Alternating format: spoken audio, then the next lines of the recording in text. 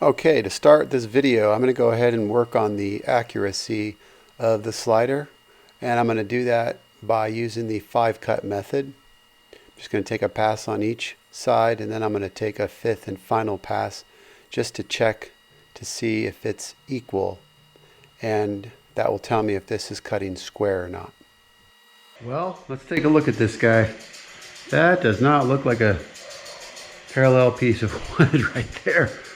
This is so out of square. And you know what? The dust collection is not that great. The overarm guard there. So that is not good. That amount of dust. With my cabinet saw, I had no dust. So this is obviously something I'm going to have to work on. Honestly, I don't know what I'm going to do, but more on that later. Let's check out the cut here. Okay, so I did a 5-cut method. I mean, it's pretty standard. Everybody pretty much knows what that is. So you basically do the 1 cut, rotate it, 2 cut, you just keep rotating it, and you put the fresh cut edge on the fence, right? If you had a crosscut sled, this would be the same method you would use to check your setup. Now what you do is you take this guy here and you see what the difference is between the width from end to end.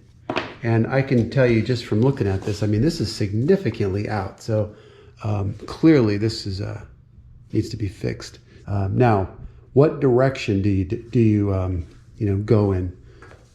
That's the question. Because right now you can see I am cutting. Now basically this is compounding it, right? 4 times. So, or I guess 5 times. This cut here, I'm wider down here than I am here. So essentially what's happening is it's cutting here, and then essentially this part down here is like that. It's tilting out that way.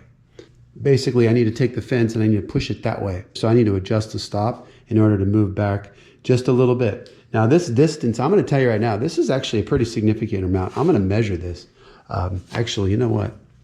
Let's just take this. We'll look at it right here. I mean, it's just over a half. Okay, straight up, just over half. This other end, that is, I mean, we are under 3/8. We are an 1/8 inch off. Okay, so 1/8 divided by basically 4. If my math is right, I believe that's about a 32nd of an inch, right? Essentially, I'm going back about a 32nd of an inch.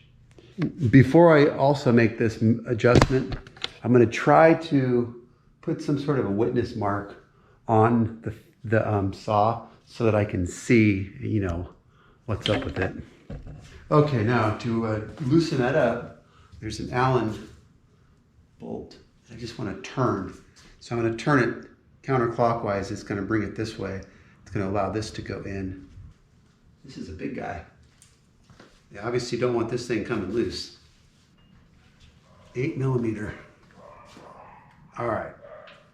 Just a little bit of a turn. Let's go ahead and try this. So that hole right there has that. See that in there? That bolt? You just turn that. That's it. And you can see my line right there. So not really sure if I went down enough or not. The nice thing about this is that there's no, you can do this all day long. I mean, as long as you get it right ultimately. So as you do this, it may take a few minutes or a few hours, but the most important thing is you get it right. It took me a little bit of time to get this right, but it's great now. I went through a few of these pieces, but I finally got it dialed in so that it's perfectly square, at least with this size board. So I can, the next time I have a bigger piece, I can check it. But at this point, I'm pretty stoked. So you can see, it doesn't just take 1 or 2 tries to get it. I was going, I mean, these are tiny, tiny corrections, back and forth, back and forth. Finally, I got it in. So measuring with my dial, my calipers there, you can see I marked it perfect. So that guy is dead on. if you're going, this route, you might as well just try to get it as good as you can, especially with the board that's only, 20 inches long or so. The closer you get to that, the better it's going to be on an 8-foot board or a 10-foot. Now, what I'm confused about is the dust collection, because this dust collection system, I mean, I could build an entire kitchen and not have this much dust. So I'm really flabbergasted. So I switched out the 4-inch, as you can see right there. I put the 5-inch hose that I had. That's the hose that goes to the saw. I actually had extra, so I went ahead and put 5-inch there. So I took my reducer that went to 4 off there, put it on here. This hose really gets pulled this way when it's on. So an elbow would probably be ideal, and that might actually help increase because this particular hose is pretty flexible, which I don't really like this hose, to be honest with you. I actually like the more rigid hose, this stuff here. So I feel like this stuff has a little too much bend in it. And it collapses easier than this. But this is what I have. And I think with a elbow, it'll be better. So I'm on the lookout for an elbow. But at the same time, what I'm going to do is I'm going to try to direct traffic. In other words, take some of the airflow out of the main pipe and put it here. So I'm just breaking out my reciprocating saw, and this thing did a really good job. That piece of tape gives me a nice guideline. Also, when you fit this stuff on these pipes, it's also nice to put a little duct tape to make the fit perfect. So after I made these changes, I went ahead and made a few cuts just to see what the results would be. And it's better. It's not perfect, but it's a lot better. Okay, moving right along. The next thing I want to do is a sacrificial fence for the rib fence. Without this, I cannot do rabbets on the table saw, and this is crucial as every job has them. So I take my time, I do the layout, and I figure out a good spot to drill into the fence. I go ahead and make sure that they're completely accurately aligned with one another, and I drill all the holes. That hole there is too small for the actual bolt, so I switch to a bigger bit and complete that hole. This is going to give me a little bit of play in that hole for alignment purposes. That's nice. I decide to do a center hole as well, so I change back and I drill a center hole, and carefully making sure this center hole is perfectly aligned, and thread it very carefully. I go back and forth to clear out all the metal that's in the threads. This makes a perfect hole that I can now attach the fence to. You can see right here how nice it is to have this. Beautiful. Job done. Okay, well, I've been wanting this for so long, an absolute wraparound of the table saw. And this is going to give me a nice surface to work on. And also it's safe for tools. Things drop. Pieces of wood that you're working on sometimes drop, and these help tremendously with damage. And other than the feet, this is a very basic job. I'll go ahead and show you the finished product here. So this stuff is, other than going around the feet, I mean, it was pretty basic. Nothing too difficult. And I really like this stuff because it's, if you need to take it out, like for any reason, you can just lift it up. Like for instance, if I'm moving a piece of furniture or cabinet or whatever, and I need to move a certain spot. Oh, and I got to fill in that little void there. I had one piece here that was notched, and I was saving for a spot where I needed to essentially cut. All right, just to show you how to do this, this is really simple. I put it up to my leg, I mark with the utility knife where I want to cut it, and then I'm going to pull it out, and I'm going to do the same thing on this other side. So now I get 2 points of reference, and really this job probably doesn't even need to be done. But I'm, a little bit, anal about this corner. Kind of looks a little funny without anything, so I'm just filling it in. But although this stuff is really hard to cut with the utility knife, it's not bad at all, especially if it's sharp. But I'm going to take it up on the workbench to protect the pieces underneath, so I don't want to cut through those guys. And now you can see it just locks right in there. Perfect. This is a really nice platform to be working on. I decided to put this here for the main reason that when I use those, because I want them to be staying together, those tend to separate as you use them, versus this, you know, they're going to stay together. So that's why I elected to do this. So one more will put me right there. It'll actually be really good. Okay, I'm super excited about this next modification. It's absolutely critical for me to change this guy out. I'm going to make a custom insert. It's going to be a zero clearance insert for both my dado and regular saw blades. Obviously, this being a nice flush surface, I need to make sure that I get the sizing correct and the rabbet correct, because this piece actually has a bit of a rabbet in it. The part where the screws are is narrower, thinner than the other part. So I want to go ahead and figure out the lengths and the widths and start cutting this guy. Now this material is super expensive and it's super heavy and it's super tough to cut. So as I cut this, it's going to be a struggle. So bear with me. This is going to be 36 7/8 by 2 1/8 strong. So as I start this, the first thing I want to do is just take a nice clean cut on this first edge. And now I can set the rip fence. So I pulled the fence back and I set the rip fence to that 2 1/8 strong. And I'm going to make some cuts here. So I want to emphasize how nice it is to use the slider. I mean, this really is making it so easy and accurate. It's very nice to use already. I'm enjoying it. Okay, before I cut these guys to length, I need to figure out how to adjust the stop so that the tape measure is correct on my scale. This is really important, and there are no instructions in the booklet. I'm telling you, I can't believe some of the things that the instruction booklet completely omit. However, it's nice to have a resource at SCM to help me with this. But I'm going to go ahead and try to figure out how to adjust this. You see that space that's right there?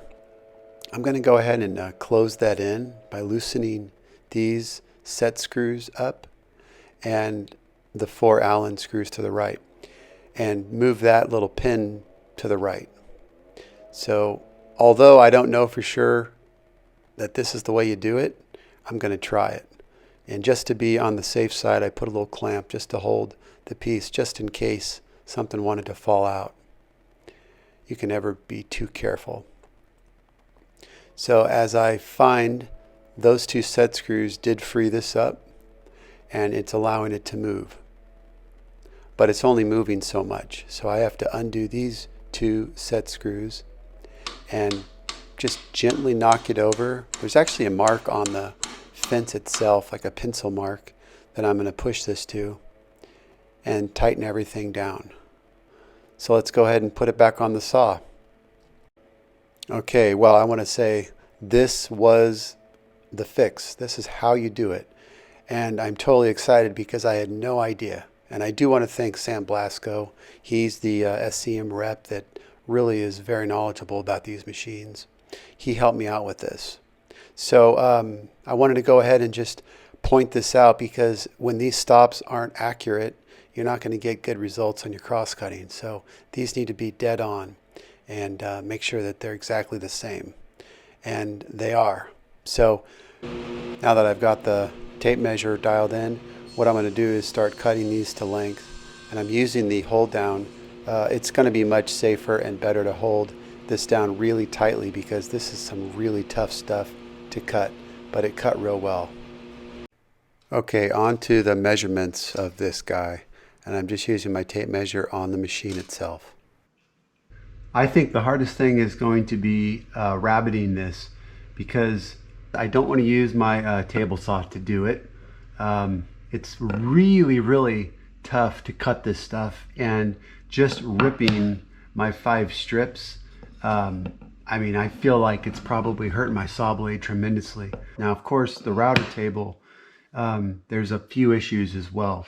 One is I'm going to kill my my router bits also. I've got a few that I could use that I don't really care if I trash them. Because this is such a big rabbet and a little bit that's left over, you know, 1/2 inch or so, I'm going to clean out the interior part. And then for the last part, I'm going to clean out this edge.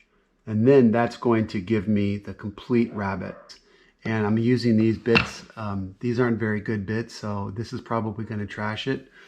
Now, when I take that last pass and I complete the cut, the piece is going to want to drop, right? So I'm going to be putting pressure down. Let me go ahead and set this up. Now, the other thing is the thickness of it. Because I'm doing this in steps, I can't really tell what the thickness is going to be until I get to that final depth. I need to make sure that I'm left with the proper thickness. So I'll be using this to gauge it. And although I have measurements, I feel like this is probably going to give me the best. You know, I can just put it right up against it and I can tell whether or not it's flush. And then that's good. So I'll creep up on that depth. Okay, I'm going to go ahead and use this bit. Now this is a 1 1/8 diameter bit, and it unfortunately was set too deep and it's too wide of a cut for this material. I mean, it absolutely destroyed that bit, just that 10 inches of material. Okay, so what I decided to do was change out the bits. I put a smaller one in, and I'm taking out less material with each pass on this guy. As you can see right there, that was a nice result. So I can go ahead and do all the pieces. You'll notice the blue tape just to protect the surface from the featherboards. And here I'm just checking the thickness with my sample and the original throat plate. And it feels really good right there. So I just need to move the fence over incrementally on each piece here. As you can see, that's all I'm doing is moving it over about 3/16 or 1/8 of an inch. This stuff is extremely hard, and it's way better to do it this way than to take heavy passes. So I'm just going to remove that material there. And this is a pretty, you know, straightforward operation, but whenever you're doing a rabbet like this, you've got to keep moving the fence, and that's going to keep, you know, the level the same, which is really important, but the depth's just going to change a little bit with each kick here of the fence. I'm incrementally moving it over. Keep in mind that I don't want to change the depth. Once I have that set, I don't want to change it at all. The only thing I want to change is the width of the rabbet. And for this last pass, I'm removing that back featherboard so it doesn't push down, as there won't be anything for the featherboard to push down against. And I'm closing in the fence as tight as possible and making that last and final pass, keeping pressure down towards me, and that's perfect right there. The result is amazing. You can see how close I put that fence and that featherboard. Okay, we're almost there. I just need to drill some holes, so I set up my stops, and I have a backer board to control the blowout on the back side. And it wasn't drilling well, so I had to put a little spacer underneath for that rabbet, so the screw can seat nice and flush or inset just a little bit. I'm countersinking this, and that is nice right there. Beautiful. Now, if there was any blowout here, that's going to affect my fit overall. You know, hopefully, if anything, it's a little bit thin. Hopefully. Let's check it out. First things first, let's see if this thing even fits.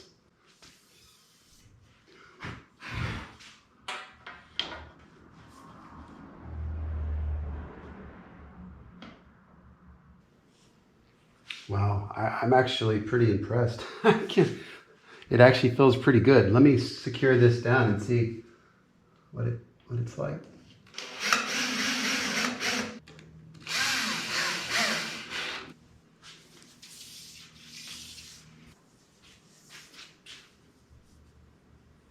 Man, that is just so close.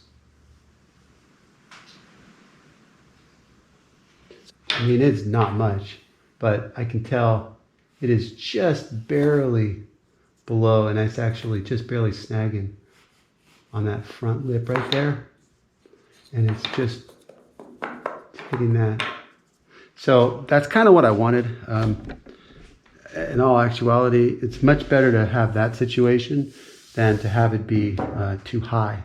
So what I'm going to do is just take a piece of thin tape, just a piece of tape, but that feels really good. I mean, I could leave that and it would be fine, but I feel like I can take a piece of tape and just make it even better. That's nice. Oh man, that is really great. I am super excited and I love the color. I think it looks really cool. I'm actually pretty impressed. I'm proud of myself for making that. Okay, do I put the tape, one piece of tape here, or do I put them on all the shims? I suppose I'm just going to put it right on here.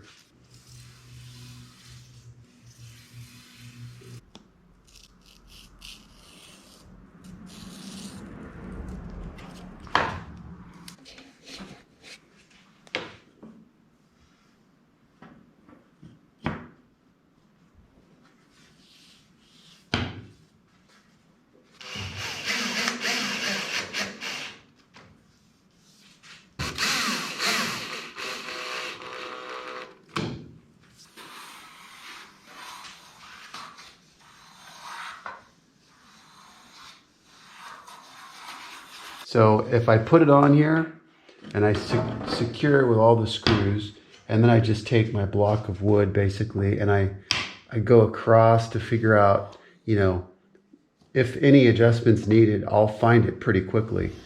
You can feel too, but usually it's better to have the actual screws in place because you want to push all the way down and just make sure that it's tight. Once that's done, you can feel right away any high spots. I found some high spots, so I'm just taking my plane. It's basically, I'm just kind of shaving it with, it becomes like a powder. And when it's all done, check the fit, you know, a few times. So I marked down, this is great. So this one fits good. It just takes a little while, especially with 5 of them. If by chance there's any low spots, I just take a little bit of tape, put it in the areas that are a little bit low so I can build it up. It doesn't take much. That my initial routing was really close. I mean, so close that it was almost not even necessary. I was actually really impressed. One attempt to get that depth right, I got lucky because it could be a lot harder to get. Of course, I've got to remove the riving knife in order to bring this blade up, so I had to take that guy off.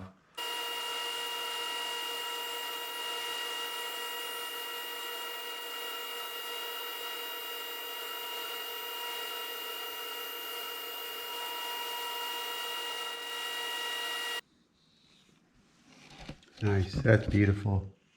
All right, that's not completely full cut, but it's pretty close.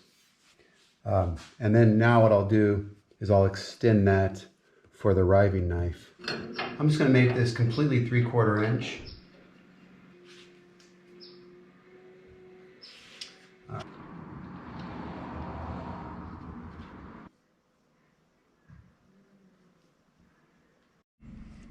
But I tell you, that stuff is some hard stuff, and I keep saying it, but it is just crazy.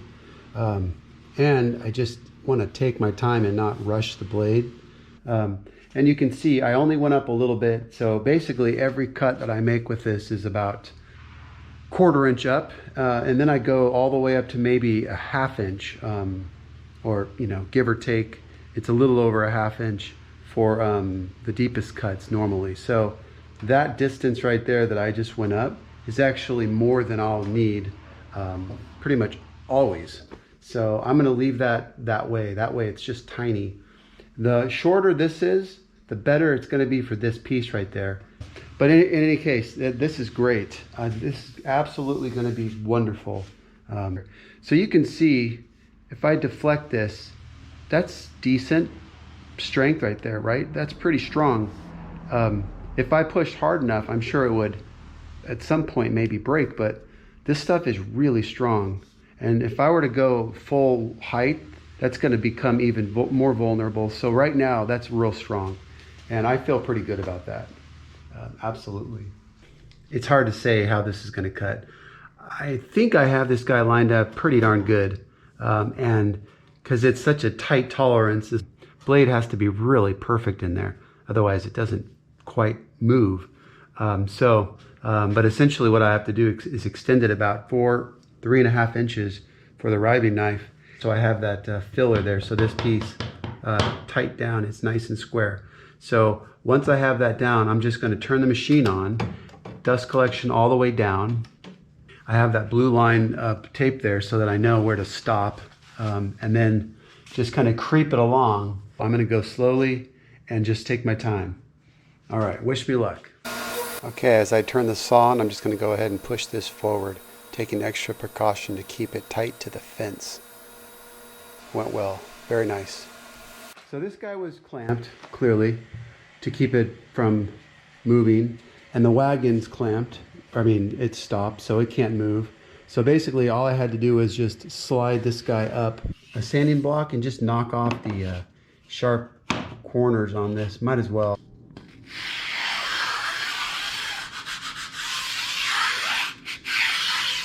Yeah, that's nice. Actually, that softens up that edge nice. So it's not deathly sharp. Well, let me drop this down on the saw and the riving knife, and let's see how it fits. Oh man, that fits so nice. It's so sweet. So as far as strength goes, I mean, this is really strong. I am actually really impressed by the strength. You can see how thick it is. And of course, with the rabbet there, let me just show you that rabbet again, right there. So basically where I put the saw blade, it's half on the thicker part and half on the thinner part, but I am just super impressed. Now, the way this is set up, I'm not going to be able to bevel with it. And if I want to bevel, I am going to either use the original, of course, or make another one. But I just want to make sure that right now I can start using this and get rid of the original, as I think it's a little unsafe. But I am just, I am amazed at how nice this is. And the way the riving knife fits in there is perfect. Okay, well, this is complete and it looks really good. I cannot wait to use this. I'm so excited. So if you are interested in having a zero clearance insert for your sliding table saw like this, maybe you will build one like this of your own.